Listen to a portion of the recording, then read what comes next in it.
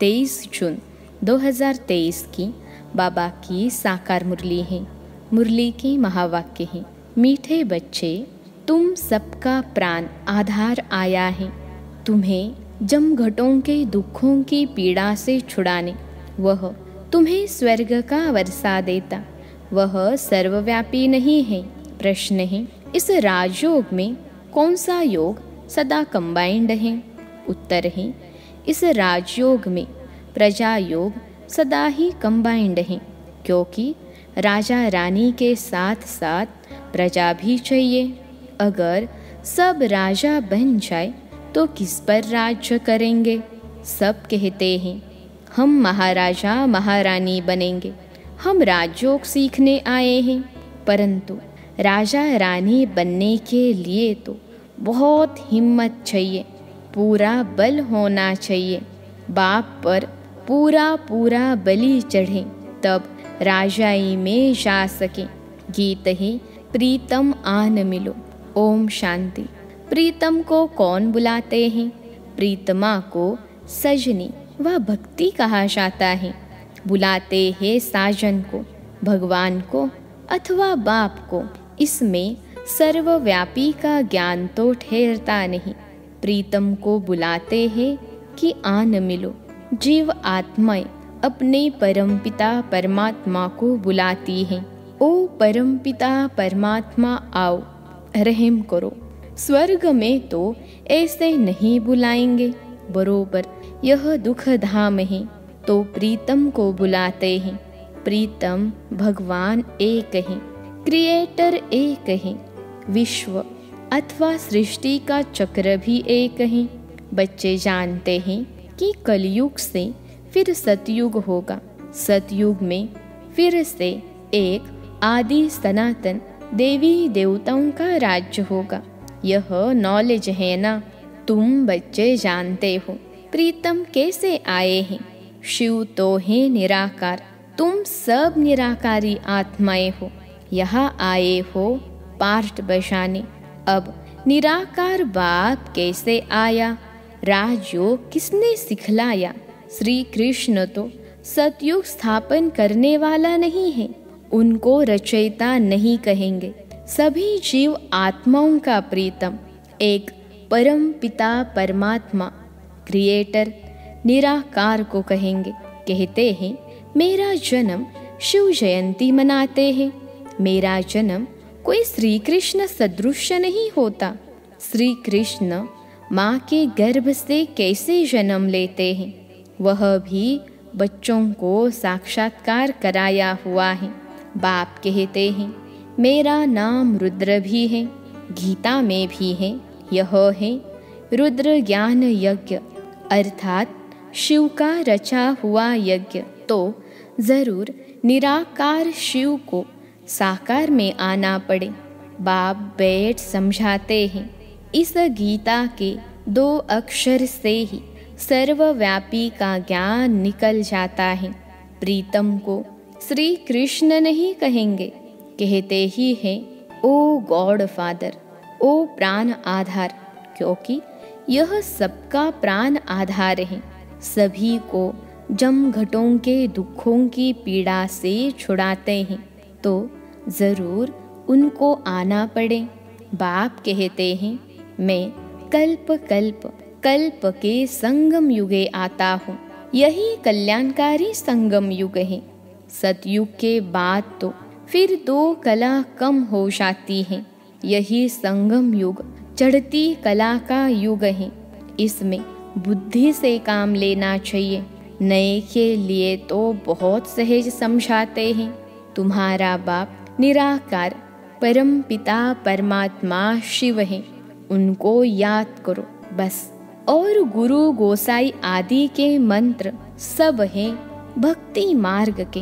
भक्ति आधा कल्प चलती है, फिर ज्ञान का वर्षा आधा कल्प चलता है। ज्ञान वहाँ नहीं रहेगा। ज्ञान दिया जाता है दुर्गति से सद्गति में ले जाने के लिए। गुरु का काम है शिष्य अथवा फॉलोअर्स की गति सद्गति करना, परंतु वह जानते नहीं कि गति सद्गति क्या होती है। गाते भी हैं, सर्व का सद्गति दाता राम, पतित पावन सर्व सीताओं का राम। बच्चे जानते हैं कि सतयुग में एक ही धर्म रहता है, सूर्यवंशी राज्य चलता है। फिर राम राज्य त्रेता में 2 कला कम हो जाती है। वहाँ रावण आदि होते नहीं, कोई उपद्रव की बात नहीं। यह सारी दुनिया लंका है, रावण का राज्य है। इस समय सब मनुष्य बंदर से बदतर हैं, क्योंकि सभी में 5 विकार प्रवेश हैं। कितना मनुष्यों में क्रोध है, 1-2 को कैसे मारते हैं, मरने मारने की तैयारी करते हैं। तुम सब विकारी थे, अब बाबा आकर रावण पर जीत पहनाते हैं। शास्त्रों में क्या क्या बातें लिख दी हैं। ऐसे थोड़े ही पूंछ को आग लगी और सारी लंका जल गई। वास्तव में लंका यह सारी दुनिया है। तुम ब्राह्मण कुलभूषण बच्चे भी पहले पतित थे, अभी तुम माया रावण पर जीत पाते हो। बाप ने आकर बुद्धि का ताला खोला है। बुद्धिवानों की बुद्धि बाप है ना। मनुष्य तो क्या क्या बातें सुनाकर माथा ही खराब कर देते हैं। बाप कहते हैं यह फिर भी होना ही है। सर्वव्यापी का ज्ञान पहले नहीं था। कहते थे परमात्मा बेअंत है, बेअंत कहे, फिर उनको सर्वव्यापी कहना कितनी बड़ी भूल है। शिवोहम ततत्वम कह देते हैं, कभी शिवोहम कभी फिर ब्रह्मोहम भी कह देते हैं। यह फिर रॉन्ग हो जाता है। ब्रह्म तो रहने का स्थान है। शिव बाबा ब्रह्म तत्व में रहते हैं, इसलिए उनका नाम ब्रह्मांड है। हम आत्माएं भी वहाँ की रहने वाली हैं। वे लोग फिर शिव को नाम रूप से न्यारा कह देते हैं। यह सब समझाने की बातें हैं ना। सो भी जब 1 हफ्ता रेगुलर समझे तब ज्ञान से चोली रंग जाए। समझाना है तुम्हारा बेहद का बाप भी है, जिससे भारत को जीवन मुक्ति का वर्षा मिलता है, बाकी सबको मुक्ति का वर्षा मिलता है। बाप कहते हैं बच्चे अभी नाटक पूरा हुआ, तुम्हारे 84 जन्म पूरे हुए हैं, इतना समय पार बचाया है, अब फिर वापस जाना है। बाप आकर हमारे लिए राजधानी स्थापन करते हैं तो जरूर संगम पर स्थापन हो, तब तो सतयुग में तुम वर्षा लो। तुमको कितना अच्छा कर्म सिखलाते हैं। लक्ष्मी नारायण ने क्या किया जो ऐसे ऊंच बने, अभी तुम जानते हो। बाबा राजयोग सिखलाते हैं, सतयुग में थोड़े ही सिखलाएंगे, वहाँ तो है ही लक्ष्मी नारायण का राज्य। यह है कल्याणकारी संगम युग, इसमें अच्छी रीति पुरुषार्थ करना है। बाप कहते हैं यह देह का भान छोड़ अपने को आत्मा निश्चय कर मुझ बाप को याद करो। तुम धक्के खाकर थक गए हो। ब्रह्मा मुख वंशावली ब्राह्मण ब्राह्मणियाँ ही त्रिकालदर्शी बनते हैं। बनाने वाला है बाप, स्वदर्शन चक्र भी तुम फिराते हो। विष्णु कोई त्रिकालदर्शी नहीं है, उन्होंने फिर विष्णु को अलंकार दे दिए हैं। वास्तव में त्रिकालदर्शी तुम ब्राह्मण बनते हो। वर्णों का भी समझाया है। चोटी है ब्राह्मण वर्ण। भारतवासी चित्र बनाते हैं, चोटी नहीं देते। ब्राह्मण वर्ण गुम कर दिया है। प्रजापिता ब्रह्मा है ना, तो पहले ब्राह्मणों की चोटी होनी चाहिए। अभी तुम मुख वंशावली ब्राह्मण बने हो। गीत में भी सुना प्रीतम आन मिलो, सर्वव्यापी की बात नहीं। अभी तुम प्रीतमाएं प्रीतम के सम्मुख बैठी हुई हो। प्रीतम अपना स्वर्ग का वर्षा दे रहे हैं। कितना अच्छा प्रीतम है। कहते हैं श्री कृष्ण ने भगाया पटरानी बनाने, परंतु समझते नहीं पटरानी क्या चीज़ होती है। अभी तुम जानते हो और स्वर्ग का महाराजा महारानी बनने लिए पुरुषार्थ करते हो। यह राजयोग है। इसमें प्रजा योग कंबाइंड है। सिर्फ राजा रानी थोड़े ही बनेंगे। सब कहते हैं महाराजा महारानी बनेंगे। हम आए हैं राजयोग सीखने, परंतु सब थोड़े ही महाराजा महारानी बनेंगे। हिम्मत चाहिए, पूरा बल होना चाहिए। भक्ति मार्ग में जब नौधा भक्ति करते हैं तब साक्षात्कार होता है। शिव पर बलि चढ़ते हैं। वास्तव में बलि चढ़ना भी यहाँ की बात है। यह भी समझाया है। गीता, भागवत, रामायण, वेद आदि सतयुग त्रेता में होते नहीं। ऐसे नहीं, परंपरा से यह कोई चले आते हैं। यह तो द्वापर से चले हैं, फिर द्वापर में ही बनेंगे। मुसलमानों ने आकर राज लिया, मोहम्मद गजनवी ने लूटा। यह सब बातें तुम जान गए हो। हमने ही पूज्य से पुजारी बन अपना मंदिर बनाया तो कितनी हमको मिल्कियत होंगी। 5000 वर्ष की बात है।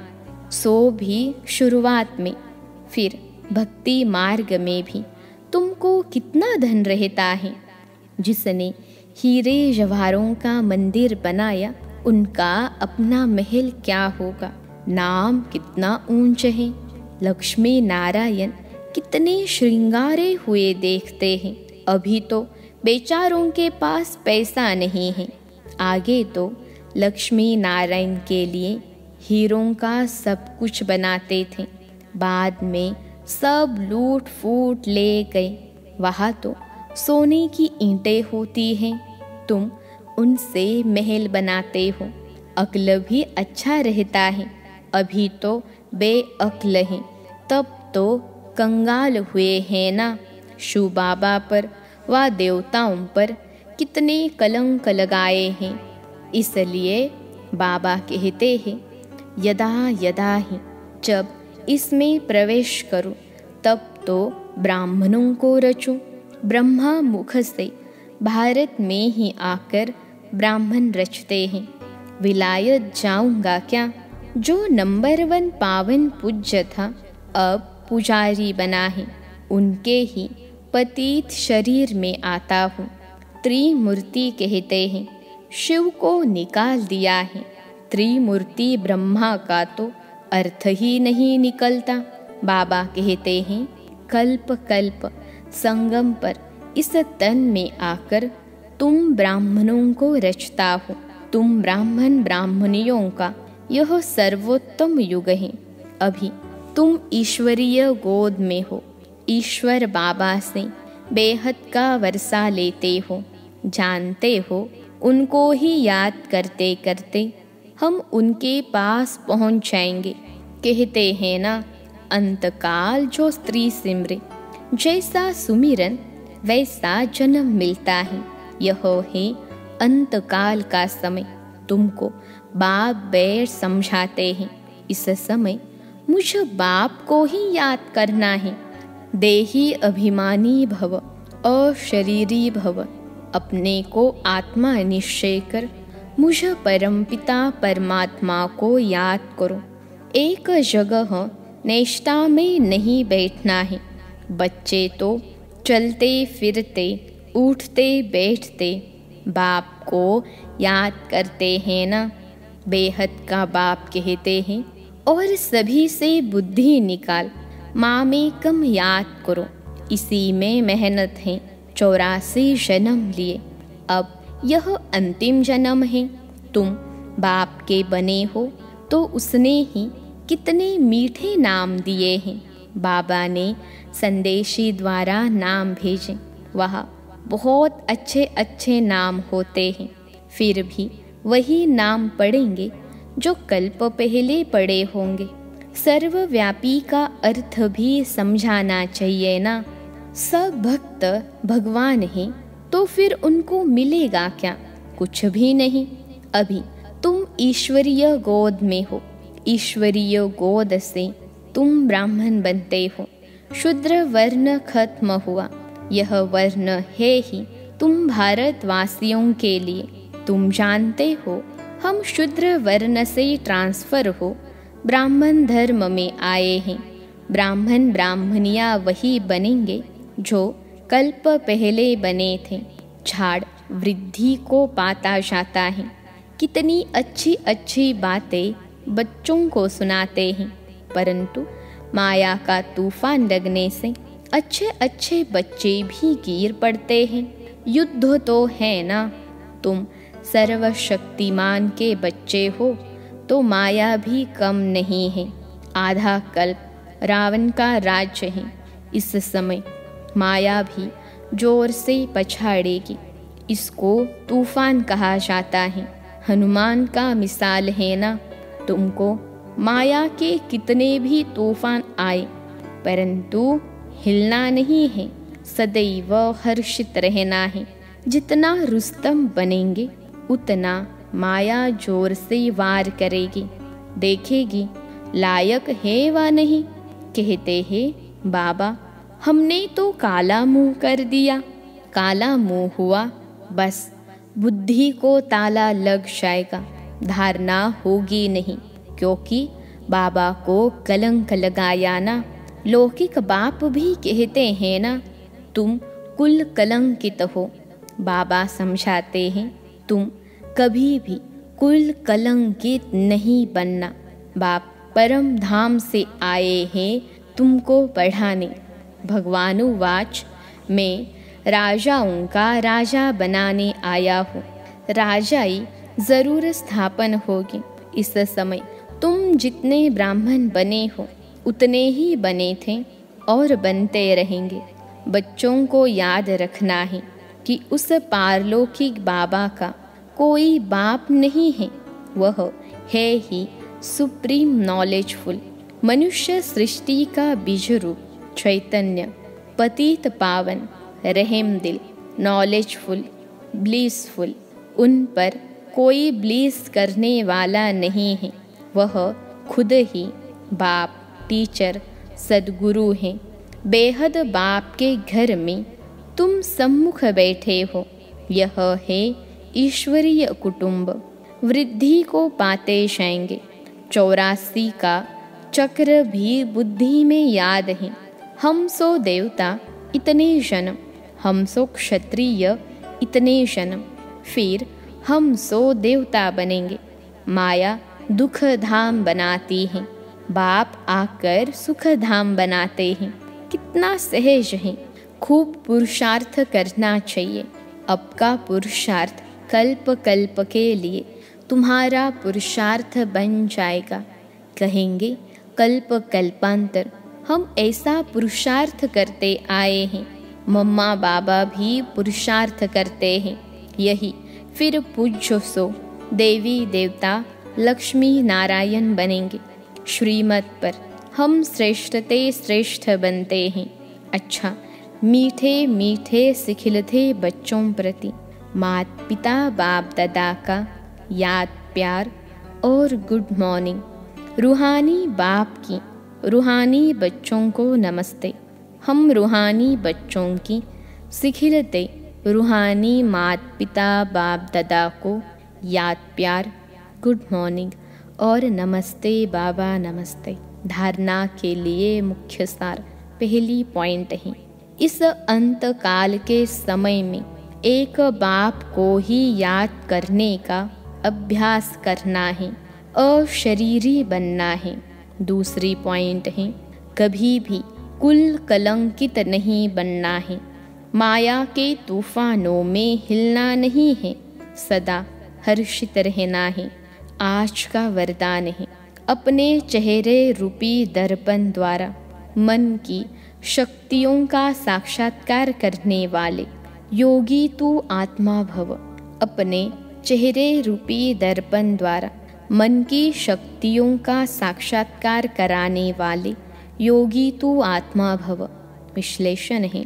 जो मन में होता है उसकी झलक मस्तक पर जरूर आती है। ऐसे नहीं समझना कि मन में तो हमारे बहुत कुछ है, लेकिन मन की शक्ति का दर्पण चेहरा अर्थात मुखड़ा है।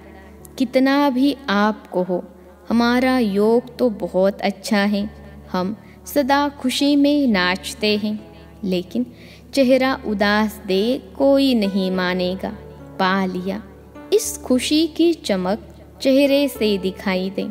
खुश्क चेहरा नहीं दिखाई दे, खुशी का चेहरा दिखाई दे, तब कहेंगे योगी तो आत्मा। आज का स्लोगन है, जब सरल स्वभाव सरल बोल सरलता संपन्न कर्म हो, तब बाप का नाम बाला कर सकेंगे। जब सरल स्वभाव सरल बोल सरलता संपन्न कर्म हो, तब बाप का नाम बाला कर सकेंगे। अच्छा, ओम शांति।